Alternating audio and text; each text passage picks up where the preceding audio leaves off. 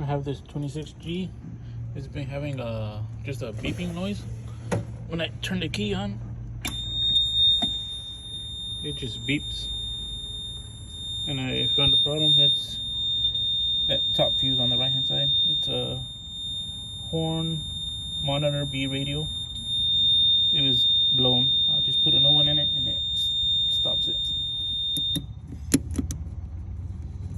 Just in case anybody's having the same problem.